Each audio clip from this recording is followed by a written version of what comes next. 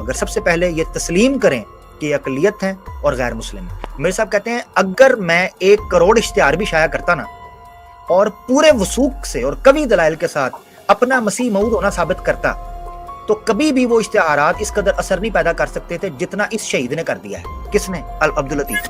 شہید مرحوم نے مر کر میری جماعت کو ایک نمونہ دیا ہے اور در حقیقت میری جماعت ایک بڑے نمونے کی محتاج تھی، یعنی یہ نمونہ محتاج تھی، میں مثال نہیں پیش کر سکتا تھا اس لیے۔ اچھا، اب میں آپ کے سامنے 2 چیزیں میں رکھ چکا ہوں، اب میں چلتا ہوں اس سے بیک ورڈز۔ مرزا صاحب کیا ہیں؟ مرزا صاحب کیا کہتے ہیں؟ میں قادیانی دوستوں کو کہتا ہوں کہ اگر آپ کے 20 قادیانی وہاں پکڑے گئے ہیں نا، پریشان نہیں ہونا۔ اس کی وجہ یہ ہے کہ مرزا صاحب کی نشانی پوری ہو رہی ہے۔ اگر تو آپ یہ چاہتے ہیں کہ یا تو آپ مرزا صاحب کو سچا ثابت کریں، ہونے دیں، یا آپ ان قادیانیوں کو چھڑوا کے لے جائیں، 2 میں سے ایک کام آپ نے کرنا ہے۔ اور میں اس پر تھوڑا سیاسی روشنی بھی شیخ صاحب اس وقت ڈالنا چاہوں گا۔ افغانستان جس طریقے سے نکلا ہے اور یہ کیوں اس طرح کرنا چاہ رہے ہیں، اس کے پیچھے ایک انٹرنیشنل ایک ایجنڈا بھی ہے، اس کو بھی ہم ڈسکس کریں گے۔ لیں جی، حوالہ آپ کے سامنے پیش کرتے ہیں آن ورڈز۔ اب ہم 1908 سے پیچھے چلے گئے ہیں۔ یہ وہ رسالہ ہے جس کا میں حوالہ دے رہا تھا، روحانی خزائن جلد 20 کے اندر تذکرۃ الشہادتین صفحہ 53 اور 54۔ اس میں مرزا صاحب کیا فرماتے ہیں؟ مرزا صاحب کہتے ہیں کہ اتنا بڑا یہ واقعہ ہوا ہے افغانستان کا، اس لیے میں کہہ رہا ہوں کہ قادیانیوں کو چاہیے لندن سے بندے بھیجیں اور افغانستان میں جا کر مار کھائیں۔ ٹھیک ہے، اس کی وجہ کیا ہے؟ اس لیے میں نے یہ نعرہ لگایا تھا، چلو چلو کابل چلو، چلو چلو کابل چلو۔ یہ ذرا ہٹائیے گا اپنا کمنٹ وغیرہ اور ٹکر بھی ختم کیجیے گا تاکہ پبلک کا دھیان فوکس رہے۔ یہ ذرا دیکھیں مرزا صاحب کیا کہتے ہیں۔ مرزا صاحب کہتے ہیں اگر میں 1 کروڑ اشتہار بھی شائع کرتا نا اور پورے وثوق سے اور قوی دلائل کے ساتھ اپنا مسیح موعود ہونا ثابت کرتا تو کبھی بھی وہ اشتہارات اس قدر اثر نہیں پیدا کر سکتے تھے جتنا اس شہید نے کر دیا ہے۔ کس نے؟ عبداللطیف نے۔ تو مقصد یہ ہے کہ مرزا صاحب کے بقول افغانستان کے اندر کو 5-10 ہزار کے قریب احمدیوں کو لٹکانا چاہیے ایز پر اس کی پیش گوئی، تاکہ مرزا صاحب کے جو اشتہار ہزاروں کروڑوں اشتہار تھے ان کا کوئی الٹرنیٹ وہاں پر پیدا کیا جا سکے۔ اچھا، اب دیکھیے گا آگے وہ کیا کہتے ہیں۔ کابل کی سرزمین پر یہ خون اس تخم کی مانند پڑا ہے جو تھوڑے عرصے میں بڑا درخت بن جاتا ہے۔ تو بھائی بن گیا نا درخت، مرزا صاحب نے پیش گوئی کی تھی کہ یہ تخم پڑا ہے ایک خون کا، اب یہاں خون و خون ہو جائے گا اور ہزارہا پرندے اس پر اپنا بسیرا لیتے ہیں۔ ایک حوالہ میں یہ دینا چاہتا ہوں۔ دوسرا حوالہ میں قادیانیوں کی غیرت، ہمارے احمدی دوستوں کی غیرت کو جگانے کے لیے شیخ صاحب اور آپ سے بھی التجا کرتا ہوں کہ آپ کی چڑیا کو بھی یہ خبر دیں کہ وہ ان گروپوں کے اندر غیرت جگائے جہاں سے آپ کو خبریں لیک ہو رہی ہیں۔ اب تو مجھے یہ بھی ڈر پڑ گیا کہیں اس آپ کی چڑیا کو افغانستان نہ بھیج دیں۔ اینی ویز، تو یہ ذرا حوالہ جو میں پیش کرنے لگا اس سے میں قادیانیوں کو غیرت دلانا چاہتا ہوں اگر آ جائے تو۔ اور یہ میری بات یاد رکھیں، میں دوبارہ اس لیے ریپیٹ کر رہا ہوں کیونکہ شیخ صاحب ہمیشہ اس حوالے سے ہماری تربیت کرتے ہیں کہ جب اہم قادیانیوں سے بات ہو رہی ہوتی ہے تو آپ نے فرق کرنا ہے کہ ایک عام احمدی اور ایک مربی اور جو ان کے پیڈ عہدے داران ہیں ان کی سائیکی میں اور ان کی چیزوں میں فرق کرنا چاہیے۔ تو یہ جو میں کہہ رہا ہوں نا افغانستان بھیجنا، یہ ان مربیان کو بھیجنا چاہیے، ان عہدے داران کو کہ جو ٹیکس کے، چندے کے اور اس بالجبر مسلط بھتے کے اوپر جو پل رہے ہیں ان کو بھیجنا چاہیے۔ اینی ویز، حوالہ اسی کتاب کا حوالہ ہے، صفحہ نمبر 47، تذکرۃ الشہادتین آپ کی اسکرین پر۔ کہتے ہیں جی، آخر سچائی پر اپنی جان قربان کر دی اور ہماری جماعت کے لیے ایسا نمونہ چھوڑ گیا جس کی پابندی اصل منشاء خدا ہے۔ اچھا، یہ کیا مطلب ہے اس کا؟ عام احمدیوں کو میں سمجھا دوں۔ مرزا صاحب یہ کہہ رہے ہیں کہ جو مثال، جو نمونہ انہوں نے چھوڑا ہے نا مولوی عبداللطیف نے، افغانیوں کے ہاتھوں شہید ہو کر، ان کے بقول خون بہا کر، یہ مثال قادیانیوں کے لیے اصل نمونہ ہے۔ شیخ صاحب میں تو چاہ رہا تھا اتنا کفایت کر جاتا، مگر ایک حوالہ یہاں پر میری اس بات کو مکمل کرنے کے لیے اور ہے، اگر آپ مجھے اجازت دیں تو میں وہ حوالہ بھی دینا چاہوں گا۔ ضرور، کیونکہ اس میں مرزا صاحب نے مطالبہ کیا ہے اور اپنی جماعت کو بیسیکلی اس اعتبار سے کھوکھلا ظاہر کیا ہے کہ ہماری جماعت کے اندر کوئی اس قسم کا کام نہیں کر سکا اور شرم کرنی چاہیے ان لوگوں کو جو اس طرح کا کام نہیں کر سکے۔ بہت امپورٹنٹ حوالہ ہے ناظرین، اسی کتاب کا بہت امپورٹنٹ حوالہ، اور مرزا صاحب نے باقاعدہ اس کو ایک سیاسی رنگ میں اور ایک انقلابی رنگ میں اور ایک آپ یہ سمجھیں کہ اپنے نیریٹو اور ایجنڈا کے رنگ کے اندر اس کو پیش کیا ہے۔ اسی کتاب کے اندر پیج 57 اور 58 کے اوپر مرزا صاحب کہتے ہیں شہید مرحوم نے مر کر میری جماعت کو ایک نمونہ دیا ہے اور در حقیقت میری جماعت ایک بڑے نمونے کی محتاج تھی، یعنی یہ نمونہ پیش محتاج تھی، میں مثال نہیں پیش کر سکتا تھا اس لیے. اب وہ کہتے ہیں اب تک، یہ جو پیج 58 کی پہلی لائن ہے اس کو ذرا توجہ سے سنیے گا، اب تک ان میں ایسے بھی پائے جاتے ہیں کہ جو شخص ان میں سے ادنا خدمت بجا لاتا ہے وہ خیال کرتا ہے کہ اس نے بڑا آگے ڈیش ڈیش ڈیش کام کیا ہے. اس سے مراد کیا ہے؟ مرزا صاحب کہتے ہیں کہ یہ جتنے چیمپئن قادیانیت کے، یہ مرزا مسرور بھی اور ان کے عہدیداران، یہ کہتے ہیں نا جناب ہم نے بڑک ماری، سلیم الدین بھی کہے گا، یہ سارے کہیں گے ہم نے جناب یہ کر دیا وہ کر دیا. مرزا صاحب کہتے ہیں ادنا خدمت بھی بجا لاتے ہیں نا تو یہ نعرے مارنا شروع کر دیا ہم نے بڑا کام کیا، اور قریب ہے کہ وہ میرے پر احسان رکھے، حالانکہ خدا کا اس پر احسان ہے کہ اس خدمت کے لیے اس نے اس کو توفیق دی. بعض ایسے ہیں کہ پورے زور اور پورے صدق سے اس طرف نہیں آئے، اور جس قوت ایمان اور انتہا درجے کے صدق و صفا کا وہ دعویٰ کرتے ہیں آخر تک اس پر قائم نہیں رہ سکتے. تو جتنے مفرور ہیں ان کے اندر سے، چاہے وہ پاکستان سے بھاگتے ہیں یا کسی اور جگہ سر، وہ سارے اس دعوے پر قائم نہیں جو مرزا صاحب کا مطالبہ تھا اپنی جماعت سے، اور دنیا کی محبت کے لیے دین کو کھو دیتے ہیں اور کسی ادنا امتحان کی بھی برداشت نہیں کر سکتے. خدا کے سلسلے میں بھی داخل ہو کر ان کی دنیا داری کم نہیں ہوتی. اب میں سارا پیراگراف سکپ کرتا ہوں کیونکہ یہ اسی چیزوں کو انہوں نے ریپیٹ کیا ہے. آخری لائن، اور اس سلسلے میں بہت داخل ہوں گے مگر افسوس کے تھوڑے ہیں کہ یہ نمونہ دکھائیں گے. شیخ صاحب میرا مطالبہ ہے، یہ میرا پیغام ان سے کریں سر. جی over to you. Thank you Aamir. آپ نے جس طرح سے اس کابل اور افغانستان کے حالات و واقعات اور مرزا صاحب کے جو اس بارے میں عزائم تھے اور مرزا صاحب کی جو توقعات تھیں اور جو ان کی پیش گوئیاں تھیں جس انداز میں رکھی ہیں، یقین کیجئے کہ وہ طالب علم جو اس وقت احمدیت کو پڑھنے کی کوشش کر رہے ہیں، ہمارے مسلمان نوجوان، ان کو ان چیزوں کی طرف دیکھتے ہوئے ان کے لیے ایک نئے ایونیوز کھل رہے ہیں کہ وہ کسی اور لیول پہ، کسی اور رخ کی سمت بھی دیکھیں اور سوچیں کہ یہ مذہب کے نام کے اوپر، دین کے نام کے اوپر، اسلام کے نام کے اوپر یہ دھوکہ اور دجل جو ہو رہا ہے، ان تحریرات کی روشنی میں وہ چیزیں کیا ہیں، یہ ان کے لیے بڑی معاون ثابت ہوں گی. لیکن آپ کی توجہ اس طرف دلانا چاہوں گا، یہ میں احمدیوں سے عرض کر رہا ہوں کہ مرزا صاحب بہت سی چیزیں اپنی دور رس نگاہوں سے دیکھ گئے تھے کہ یہ جو میں لوگ پیدا کر رہا ہوں، جو میں نے اپنی جماعت بنا لی ہے، یہ کس قابل کیا ہے، اس کی اہلیت کیا ہے. سوائے اس میں مایوسیت، بالکل کمپلیٹلی ہی واز ہوپ لیس کہ یہ چیز جو بھی. اگر آج آپ مجھے یہ کہیں کہ دیکھیں جی مرزا صاحب تو جب گئے دنیا سے تو اس وقت کوئی 1 لاکھ تھا یا 2 لاکھ تھے، آج ہم 2 کروڑ ہیں یا 1 کروڑ ہیں، تو احمدی حضرات میں آپ کو یہ بتا دوں کہ یقین کریں کہ آپ اتنا عرصہ لے لیں اور ایک شادی شدہ جوڑے کو چھوڑ دیں اتنی تعداد میں، تو وہ یقیناً 125 سال بعد اتنے ہی ہو جاتے ہیں. آپ لوگوں نے کچھ بھی نہیں کیا. آپ لوگوں کے خون پسینے کو جس طرح سے اس خاندان نے چوسا ہے، آپ کو وہ چیزیں بتائی نہیں ہیں. یہ ابھی عامر نے جو چیزیں آپ کے سامنے رکھی ہیں، وہ خبریں، وہ باتیں جو ہم آپ کے سامنے رکھتے ہیں، کیا آپ نے یہ باتیں اپنے بڑوں سے سنی ہیں؟ کیا یہ مسرور کی جو انتظامیہ، جو قیادت، جو برسر اقتدار ٹولہ ہے، کیا ان سے یہ باتیں لی ہیں؟ جو کہ آپ کا حق ہے کہ آپ کو اپڈیٹ کیا جائے، آپ کو بتایا جائے کہ آپ لوگوں کے ساتھ کیا ہو رہا ہے، کیا نہیں ہو رہا.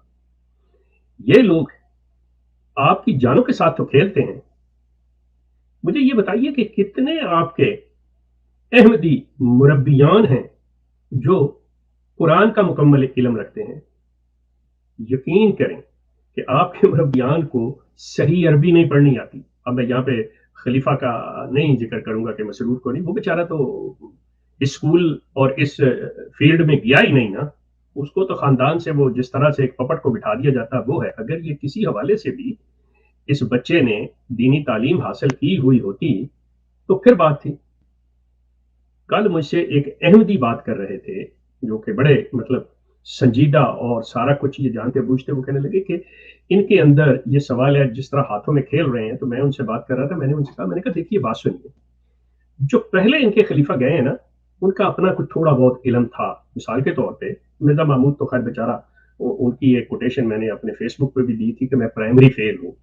تو ان کے پاس کافی لوگ تھے، جس طرح ان کے والد مرزا غلام احمد صاحب کے پاس کافی تھے، جن کی وجہ سے یہ تمام کتابیں مارز وجود میں آئیں. یہ مرزا صاحب کو اپنے ہاتھوں سے نہیں لکھی. آپ کی اطلاع کے لیے ان کا دایاں ہاتھ یہ کام نہیں کرتا تھا کہ وہ لکھ سکیں. تو मिर्जा नासिर जो थे वो हाफिज कुरान थे। मिर्जा ताहिर मतलब इंग्लैंड के पढ़े हुए थे, ये उनको इल्म था, वो बातें करना जानते थे। ये बेचारा बच्चा जो है, ये जब पैदा हुआ है उस वक़्त से लेके खलीफा बनने तक ये किस तरह इसकी अम्मा इनको नहलाती रही हैं, कौन से ये अंडरवियर पहनते रहे हैं, कौन से डायपर इनको मिलते थे, ये जो इर्द-गिर्द उनके सारे प्राइवेट सेक्रेटरियान और उनके नाज़रान ये सब जानते हैं। जब वो ये चीज़ें जानते हैं तो इस शख्स के अंदर इतनी हिम्मत, जुर्रत नहीं है कि ये कोई फैसला कर सकें। अब आप इनसे तो क्या करेंगे, लेकिन खुतबा तो इन्होंने देना है और वो खुतबा जो है वो आपको ले आमिर आप अच्छा चले तो कॉल मेरी जी पूरी आ रही थी। जी जी सो मैं बात को खत्म करता हूँ कि ये जो है ये इनके अंदर वो चीज पैदा ही नहीं हो रही। अब इस शख्स ने क्या तरीका निकाला, और इन्होंने नहीं निकाला, वो नीचे वाले इनको दे रहे हैं कि आप ऐसे करें जी, आप सबसे पहले इस तरह करें कि मिर्जा साहब के साहबियों का किस्सा कहानी शुरू कर दें, उसके बाद बदरी साहबा को ले लें आप। मियाँ ये किस वक्त के मशागल हैं, आज के दौर के अंदर तुम्हारे साथ पेश क्या आ रहा है, दुनिया में क्या हो रहा है, तुम अपने साथ टाइटल क्या रखे हुए हो, उसके तकाजे क्या हैं, और तुम खुतबे क्या दे रहे हो। अहमदी हजरात मैं आपसे अर्ज करूं, जो आम अहमदी है, यकीन करें आप ये समझते हैं कि जी अच्छा पैसे दिए, चंदे के नाम पे अपनी जान छुड़ाई और हम इनके साथ मुंसलिक है, बाहर किधर जाएं कि जी बाहर लोग हमें ये कहते हैं वो कहते हैं। यकीन कीजिए कि पाकिस्तान ही मुल्क नहीं है, ये पूरी दुनिया आपके लिए है। जिस तरह आप अहमदी होकर दुनिया के मुख्तलिफ ममालिक में रहते हैं, इसी तरह आप इस कर्ज से जान छुड़ा के इन्हीं ममालिक में रहेंगे, पूरी आज़ादी के साथ ज़िंदगी गुजारेंगे। लेकिन आपको ये होगा कि आपने कम अज़ कम वो सही रास्ता चुन लिया जो अल्लाह का आपको दिखाया हुआ सही रास्ता है। बहुत शुक्रिया जी।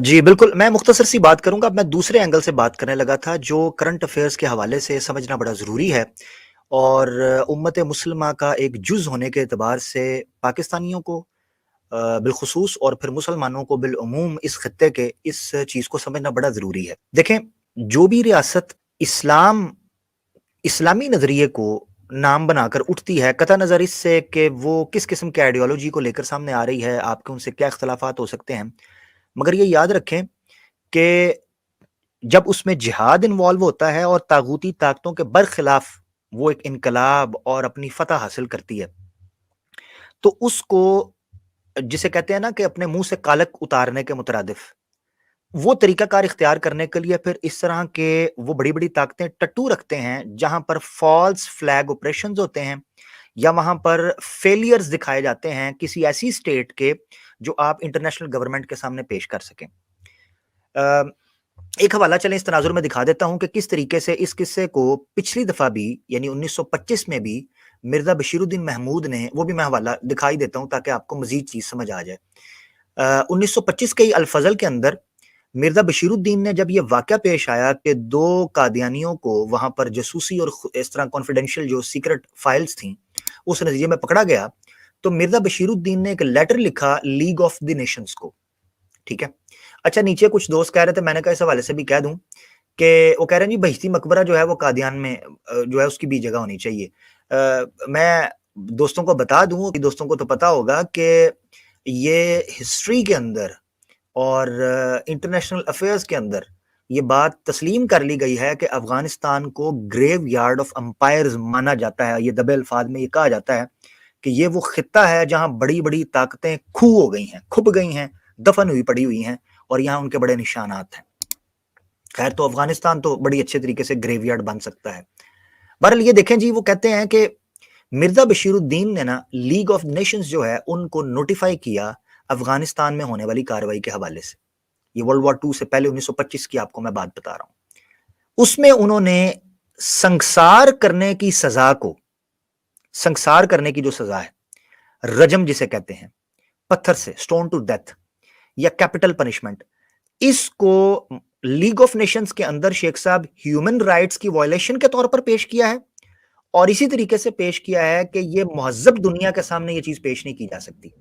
अब मैं इसको रिलेट करने लगा हूं करंट अफेयर्स के साथ, इसलिए मैंने तारीखी तौर पर भी हमारे आम अहमदी कादियानी दोस्तों के सामने भी और मुसलमानों के सामने रखा। होता क्या है? होता यह है कि इस्लामी शरीयत की जो हुदूद हैं या इस्लामिक रूल्स एंड रेगुलेशंस हैं शरीयत के एतबार से, ان چیزوں کو ہیومن رائٹس کے مخالف پیش کرنا یہ سیکولر اور لبرل لابی کا ایک ایجنڈا ہے. یعنی یہ پیش کرنا کہ اسلامی قانون یا اسلامی ریاست یا اسلامی سیاست یا اسلامی حدود یا شریعت کا نفاذ جب بھی ہوگا اس کا مطلب یہ ہے کہ ہیومن رائٹس کی وائلیشن ہو رہی ہے. ایسے طور پر وہ شریعت کو ہیومن رائٹس کے بالکل اینٹی، اس کے کنٹراسٹ میں دکھاتے ہیں، کانٹراڈکٹری دکھاتے ہیں. یہی کام 1925 میں مرزا بشیر الدین نے کیا، اور اب بھی یہ کام افغانستان کے حوالے سے انٹرنیشنل کمیونٹی کے سامنے رکھیں گے کہ آپ افغانستان کو قبول کر رہے ہیں یا افغانستان کو بحیثیت ریاست تسلیم کر رہے ہیں اور آپ ہیومن رائٹس کی بات کر رہے ہیں. تو انٹرنیشنل کمیونٹی میں جیسے میں نے کہا کہ وہ اپنی ہار کو چھپانے کے لیے، فیلئر کو چھپانے کے لیے کچھ اس طرح کے کام کرواتے ہیں جس سے وہ یہ ثابت کر سکیں کہ ہم آپ کو ماننے کے لیے تو تیار ہیں مگر آپ کے یہ ایشوز ہیں. اب آپ مجھے بتائیں، جب ایک فوج پیچھے ہٹتی ہے تو اس کے بعد کیا کام رہ جاتا ہے؟ جب ایک فوج ہارتی ہے تو اس کے بعد دوسرا حربہ رہ جاتا ہے، وہ اپنے جاسوسوں کو، سپائز کو، ٹھیک ہے نا، ان کو وہاں پر بھیجے اور ان کی مخبری کرے اور اندر کی خبر لے. امریکہ جب وہاں سے نکلتا ہے اور برطانیہ وہاں سے نکلتا ہے اور یہ نیٹو وہاں سے نکلتا ہے تو افغانستان کے اندر ان کو اپنے ایجنٹس چاہیے. وہ جتنے سلیپر سیلز تھے ان کو یہ ایکٹیو کرتے ہیں جو اپنا مذہبی فریضہ سمجھتے ہیں ان کے تلوے چاٹنے کو، اور پھر مذہبی جذبات سے ابھرے ہوئے وہ لوگ ہیں اور ان کے سامنے یہ لٹریچر ہے. تو وہ لوگ کیا کرتے ہیں؟ وہ لوگ اپنے آقاؤں کی تابع داری کرنے کے لیے اور ان کی خوشامد کرنے کے لیے وہ وہاں پر اس طرح کی کوئی نہ کوئی ایکٹیویٹی کریں گے جس سے اندر کھاتے افغانستان کو کمزور کیا جا سکے سیاسی طور پر یا ان کی نیریٹو کے طور پر، لوگوں کے اندر ان کی پاپولیرٹی کے طور پر. تو یہ دو گنا فائدے ہیں جو حاصل کیے جاتے ہیں کسی بھی جگہ پر، چاہے وہ افغانستان کی لوکل باڈی کو ڈسٹرب کرنا چاہ رہے ہوں یا انٹرنیشنل کمیونٹی کے اندر وہ افغانستان کے اس امیج کو سامنے رکھ کر، اس کیس کو سامنے رکھ کر اس کو یو این سے یا ماڈرن دنیا سے کٹ آف کر سکیں، اور اس کے ساتھ ساتھ وہ جہاد کو اور شریعت کو ملائن کرنا چاہ رہے ہیں. یہ میں سمجھتا ہوں کہ مسلمانوں کو اس اعتبار سے بہت چوکنا ہونا چاہیے کہ اگر کوئی چیز بھی افغانستان کے اندر ہوتی ہے یا کسی دوسری جگہ پر ہوتی ہے جو اسلام مخالف ہے تو وہ اسلام کے مخالف یعنی اسلام کو ملائن کرتی ہے، تو ہم نے کسی طور پر بھی اس ایجنڈے کا حصہ نہیں بننا. پاکستانی ریاست کو بھی یہ چیز چاہیے کہ وہ کسی طور پر بھی افغانستان کے اوپر کسی قسم کا ایسا کوئی پریشر نہ کرے جو ان کے اندرونی معاملات سے ہو. اس کی وجہ یہ ہے کہ پاکستانیوں کو یہ چیز چاہیے اس وقت، کیونکہ آپ کو پتا ہے کہ اس وقت ایک ونڈو سے یہ کام ہو رہا ہے اور وہ پاکستان ہے. یہ اوپن سیکرٹ ہے، اس میں کوئی ڈکی چھپی بات نہیں ہے. پاکستانی ریاست کو اس وقت چاہیے، وزارت خارجہ کو، کہ وہ یہ رکھے ان لوگ انٹرنیشنل کمیونٹی کے سامنے کہ قادیانی اور احمدی حضرات جو ہیں یہ چونکہ نہ پاکستان کو ریاست سمجھتے ہیں نہ ان کا ان کو مانتے ہیں اور اسی طریقے سے افغانستان کو بھی ریاست کے طور پر تسلیم نہیں کرتے، تو یہ ریاستی چیلنج ہے اور ان کو نارمل مائنورٹی کے طریقے پر ٹریٹ نہ کیا جائے بلکہ ان کو ایک ریبل اور چیلنج گروپ کے طور پر ٹریٹ کیا جائے، حتیٰ کہ یہ اپنی ایک آئیڈینٹی نہ بنا لیں اور اپنے حدود متعین نہ کر لیں، تب تک ان کو ان کے حقوق نہیں دیے جائیں گے. اور میں حقیقت آپ کو بتا دوں شیخ صاحب، اسلامی ریاست کو جب بھی سٹڈی کیا گیا ہے، رسول پاک صلی اللہ علیہ وسلم نے خود اور خلفائے راشدین کی سیرتوں کے اندر یہ مثالیں جا بجا ملتی ہیں کہ جب کبھی ریاست کو ریٹ کو چیلنج کیا جاتا ہے، ریاست کی ریٹ کو بالخصوص جب وہ اسلام کا نام لے رہی ہے، تو ایسے کسی چیلنج کو بھی دبانا اس ریاست کی اولین ترجیح ہوتی ہے.